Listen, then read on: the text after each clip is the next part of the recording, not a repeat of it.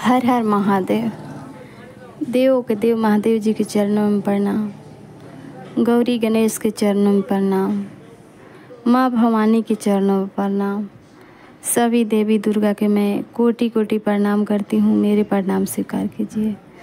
सभी देशवासियों, गुरु भैया और दीदी के मैं प्रणाम करती हूँ, मेरे प्रणाम स्वीकार कीजिए। आज शिव चर्चा के माध्यम से, आज शिव जी के चर्चा में मैं यूट्यूब के माध्यम से मेढक और मछली की कहानी लेके आई हूँ। ये कहानी के सुने और कहानी का रहस्य जाने, और कहानी पसंद आए तो कमेंट में हर हर महादेव ज़रूर लिखें। एक गांव के किनारे एक तालाब था। तालाब बहुत गहरा था। गर्मी के मौसम में भी उसका पानी नहीं सूखता था। तालाब में तरह तरह की रंग बिरंगी मछलियाँ और मेढक थे।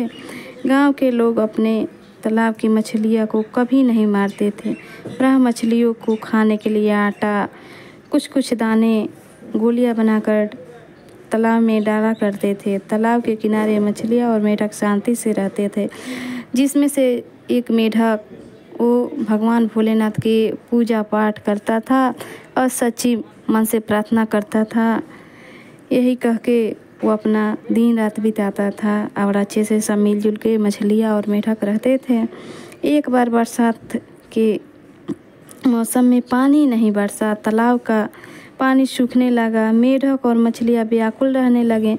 तालाब में इतना कम पानी हो गया, इतना कम पानी रह गया, इतना कम पानी कि तेज़ से तेज़ धूप होने लगी, तेज़ गर्मी पड़ने लगी। नीचे तक पानी का गर्म हो जाता था। गर्म पानी के से मछलियाँ को बड़ा कष्ट होने लगा। मेढक के भी बहुत कष्ट होने लगा। एक दिन तालाब के किनारे एक पीपल पेड़ का वृक्ष था। उस पे सारे पक्षियाँ बैठा करती थी। अब गर्मी की वजह से ठंडे स्थान की ओर भागने लगी। सब पक्षी भागने के कारण मेढक के भी झुंड फुदुक फुदुक कर जाने के लिए तैयारी हो गए। पर मछलियाँ कहाँ जाती, वो कहाँ उड़ने वाली थी, वो तो पानी में रहती थी। पानी का उनको सहारा था, कैसे जा सकती है। 2 दिनों में सारा तालाब सूना हो गया। तालाब में एक मेढक, जो मेढक को पूजा पाठ करता था, भगवान पे बहुत विश्वास रखता था, वो सच्ची मन से प्रार्थना करता था, वही मेढक कहीं नहीं गया। उसने साथियों ने कहा फिर, पर उसने अपनी जन्मभूमि को छोड़कर जाना पसंद नहीं किया। एक मछली ने उसे कहा, मेढक भैया तुम क्यों नहीं गए। मेढक ने कहा, मुझे अपनी जन्मभूमि बहुत प्यारी है, मुझे ये धरती बहुत प्यारी है। मैंने इसी तालाब में जन्म लिया, इसी में पलकर बड़ा हुआ, इसी में दुख सुख में तुम लोग ने मेरे साथ दिया। भला तुम लोगों को कैसे छोड़कर जा सकता हूँ, यह मुझे अच्छा नहीं लगता है। वो मेढक बोला कि ये सब आप लोग को छोड़ के मछली को मेरे को जाने में अच्छा नहीं लगता। मेढक भाई, हम मछलियों तो मजबूर हैं, कहाँ उड़ सकते हैं, कहाँ बिना पानी के रह सकते हैं। हम तो आपकी तरह फुदुक फुदुक कर जा भी नहीं सकते, और पंछियाँ की तरह उड़ कर भी तुम कहीं नहीं जा सकते हैं। अपने प्राण बचाने के लिए जीवन पे संकट हो सकता है। तो मछली ने कहा, मैं तुम लोगों को छोड़कर नहीं जाऊंगा कहीं। मेढक ने कहा, मैं भी तुम लोगों को छोड़कर नहीं जाऊंगा।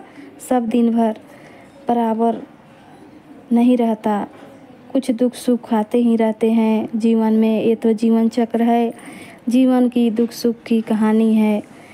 कुछ दिन दुख रहता है तो कुछ दिन सुख रहता है। सुख का सब नामा सवेरा भी होता है। हमें ईश्वर से, भगवान भोलेनाथ से, सभी भगवान से मैं प्रार्थना करना चाहिए मिल के।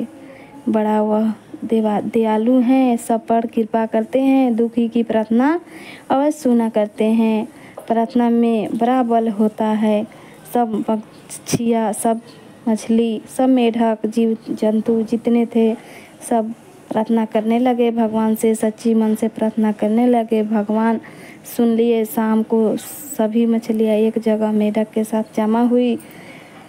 सबने मिलकर बहुत देर तक ईश्वर पे प्रार्थना कि सबने मन में आशा थी कि ईश्वर इनकी सच्ची प्रार्थनावश सुनेंगे।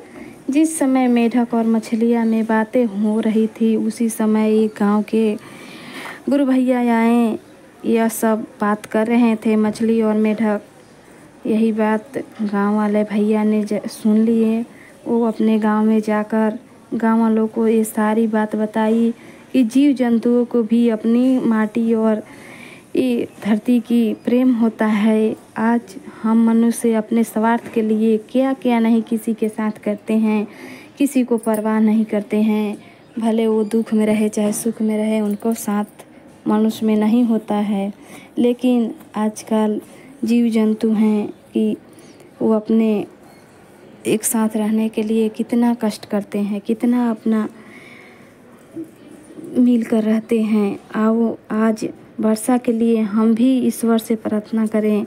गांव वाले ने सच्चे मन से पूरी बात मन में रख के भगवान भोलेनाथ से, भगवान सभी देवी दुर्गा से प्रार्थना करने लगे। सहयोग से उसी दिन आकाश में काले बादल घेर आया, जोरों से वर्षा हुई और तालाब में फिर से पानी भर गया। पानी भरने के कारण मेढक और मछलियाँ अच्छे से रहने लगे। अपनी मातृभूमि से बढ़कर कहीं और स्वर्ग नहीं है। अतः हमें मातृभूमि की रक्षा के लिए जान भी देनी पड़े तो पीछे नहीं हटना चाहिए। हमेशा धीरज रखना चाहिए और भगवान पे विश्वास करना चाहिए और सच्ची मन से, सच्ची लगन से जो भी जितना भी श्रद्धा शक्ति कोई पूजा पाठ भगवान की करनी चाहिए। भगवान ज़रूर सुनते हैं, सबको सुनते हैं। एक बार बोलिए प्रेम से शंकर भगवान की जय, माता पार्वती की जय, हर हर महादेव की जय।